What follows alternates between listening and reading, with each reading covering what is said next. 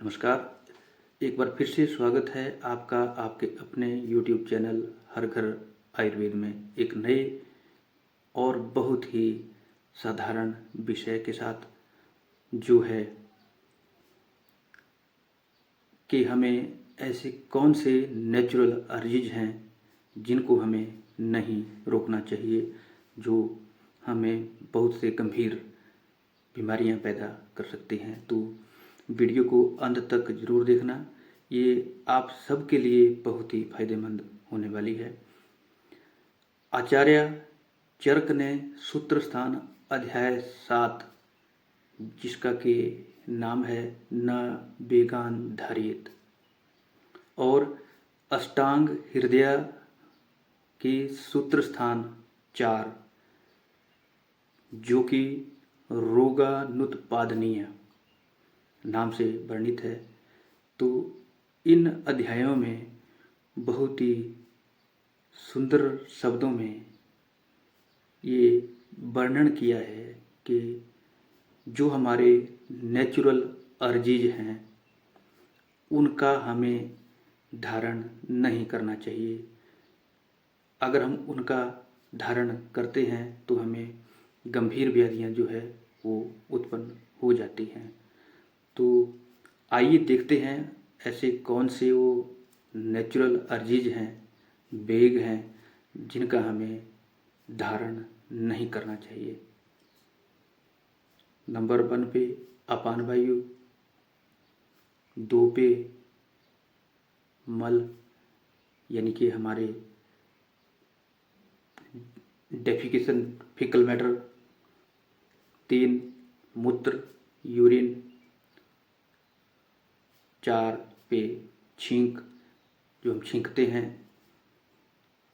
5 पे प्यास जब हमें प्यास लगती है, भूख एपेटाइट, निद्रा स्लीप, कास खांसी, श्रम जनित स्वास्थ्य जब हम काम करते हैं और उस कार्य करने के दौरान जब हमारा जो श्वास हमें चढ़ता है तो उसका वेग, जिह्वा जम्भाई हम लेते हैं, आंसू टीयर्स, और छर्दी यानी वमन जब हमें उल्टी होती है, और लास्ट में शुक्र जो हमारा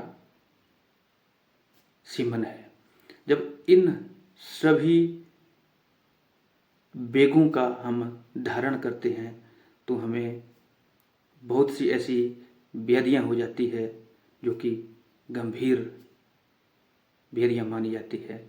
लेकिन जब हम उसकी पेशेंट की जब हम काउंसलिंग करते हैं, उसकी हिस्ट्री लेते हैं, तो उसमें इन वेगों की हिस्ट्री बहुत ही ज़्यादा इम्पोर्टेंट रहती है। सबसे पहले बात करते हैं अपान वायु। अष्टांग हृदय सूत्र स्थान अध्याय 4 के दूसरे श्लोक में अपान वायु को धारण करने से या रोकने से जो व्याधियां बताई गई हैं उनके बारे में हम संक्षिप्त में मैं आपको बताने की कोशिश कर रहा हूँ। अपान वायु को रोकने से उत्पन्न व्याधियों को जानने से पहले इसके बारे में एक ब्रीफ इंट्रोडक्शन बहुत ही जरूरी है। अगर अपान वायु को देखें तो आयुर्वेद में त्रिदोष के सिद्धांत में जो बात है वो बात का ही एक प्रकार है। अगर इसको हम देखें तो अपान का मतलब अ प्लस पान, जिसका कि पान नहीं किया जाता है, जिसको कि बॉडी से बाहर निकाला जाता है। अगर हम मॉडर्न पॉइंट ऑफ व्यू से देखें तो हम जो है वो ऑक्सीजन को अंदर लेते हैं, उसको इंस्पायर करते हैं, उसको ब्रीथ करते हैं, तो ऑक्सीजन जो है हमारी प्राण वायु है। वही ऑक्सीजन ब्लड के थ्रू हीमोग्लोबिन उसको एक सेल्स लेवल पे ले जाता है, और सेल्स लेवल पे उसी ऑक्सीजन का यूज जो ग्लूकोज है हमारा उसको तोड़ने में किया जाता है। सेल में जो पावर हाउस है माइटोकॉन्ड्रिया, वहाँ पे उसको ग्लूकोज को ऑक्सीजन की प्रेजेंस में तोड़ा जाता है, जिससे कार्बन डाइऑक्साइड, वाटर और डेफिनेटली एनर्जी जो है एटीपी पैदा होती हैं। तो उस एनर्जी का यूज सेल अपनी डेली के रूटीन वर्क, रिपेयर और जहाँ पे एनर्जी की ज़रूरत होती है उसका प्रयोग किया जाता है। और जो कार्बन डाइऑक्साइड वहाँ पे जो पैदा हो जाती है उसको दोबारा से ब्लड के ही थ्रू जो है उसको बाहर एक्सपेल किया जाता है हमारे लंग्स के थ्रू। तो अगर एक हम एनालॉजी देखें तो वही जो कार्बन डाइऑक्साइड है वही अपान वायु है। यानी आयुर्वेद के दृष्टिकोण से जो अपान वायु है उसका जो क्षेत्र है वो हमारा कटी प्रदेश, श्रोणी से नीचे का भाग है, और विशेष जो इसका स्थान है वो पक्वा से माना गया है, यानी कि लार्ज इंटेस्टाइन माना गया है। और इसकी जो सामान्य गति मानी गई है वो अनुलोमन यानी नीचे की तरफ ये गति करती है। तो जब इस अपान वायु के वेग को रोका जाता है और जो जो वल्नरेबल कैटेगरीज हैं इसमें, जैसे महिलाएं, बच्चे, या आजकल के दौर में जिसका हेक्टिक लाइफस्टाइल है, समय नहीं है, या फिर बहुत ज़्यादा बैठने वाला बंदा है, वेद पाठी है, पूजा करने वाला है, या फिर बिजनेसमैन है, तो वो सभी जाने ना अनजाने अपान वायु के वेग को रोकते हैं और देखते हैं इसकी वजह से क्या क्या बीमारियां जो है वो हो जाती है। तो गुलम, पेट में वायु का एक गुलम जैसा बन जाना, उदरशूल, पेट में जब वायु रुकती है तो अफारा हो जाता है, और पेट में जब वो डिस्टेंड करता है एब्डोमेन तो उसे दर्द होती है, सुस्ती रहती है, लिथार्जी रहती है, और मूत्र यूरिन के जो फ्लो है उसमें भी रुकावट पैदा हो जाती है। जो हमारा फिकल मैटर है वो भी रुक जाता है, यानी पेट अच्छे से साफ नहीं हो पाता है।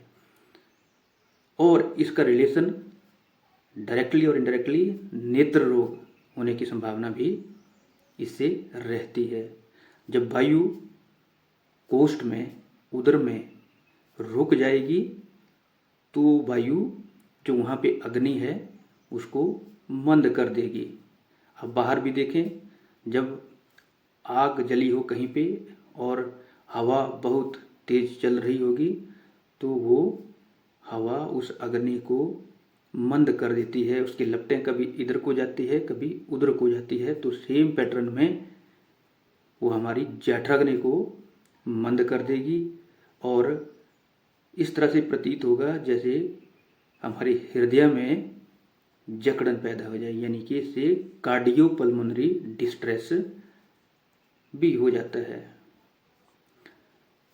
और इसी के साथ ही जब हम मल, जो हमारा फिकल मैटर है, जो हमारा, जिसको पुरिस भी कहते हैं, उसको अब रोकते हैं तो उसकी वजह से जो जो डिजीज होती है वो है पिंडलिकोद्यष्टन। हमारी जो पिंडलियां हैं, जो काफ मसल है, उनमें ऐंठन जैसी पीड़ा हो जाती है, प्रतिशय हो जाता है। प्रतिशय में जो मूल दोष है वो कफ दोष होता है, और हमारा जो पुरिस है, जो हमारे मल हैं, जो हमारा ये रास्ता है, वहाँ से कफ का निर्वहन होता है, कफ बाहर निकलता है। तो अगर मल का अवरोध करते हैं तो जो कफ के स्रोत हैं वो ब्लॉक हो जाते हैं और वो प्रतिशय को पैदा कर देते हैं। सिर में पीड़ा होती है, उद्गार ऊपर की तरफ को डकार आते हैं, और जो हमारे गुदवलियां हैं, जो हमारे स्पिंस्टर हैं, जो हमारा एनल रीजन है उसमें कैंची के काटने की तरह पीड़ा होती है, और हमारे हार्ट पे भी इसका जो है वो डिस्ट्रेस रहता है।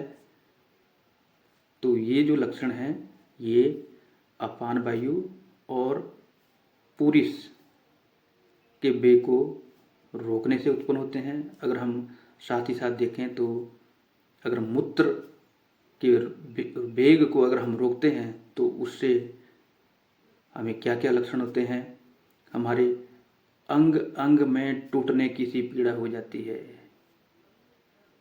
और अश्मरी रोग का होने का यानी कि स्टोन बनने का बहुत ही ज़्यादा चांस हो जाते हैं, क्योंकि मूत्र के वेग को जब हम रोकेंगे, यूरिन जो है उसके आउटफ्लो को रोकेंगे, तो उसका बैक जो है उसका प्रेशर होगा, और जो मूत्र है वो ऊपर की तरफ को गति करेगा यूरेटर में, और वो यूरेटर के बाद किडनी में, और एक हाइड्रोनेफ्रोसिस की कंडीशन क्रिएट होगी जो कि किडनी को भी खराब करती है, और धीरे धीरे फ्लशिंग ना होने की वजह से जो भी वहाँ पे डेब्रीज हैं और वो पथरी जो है वो स्टोन फॉर्मेशन में सहायक हो जाते हैं।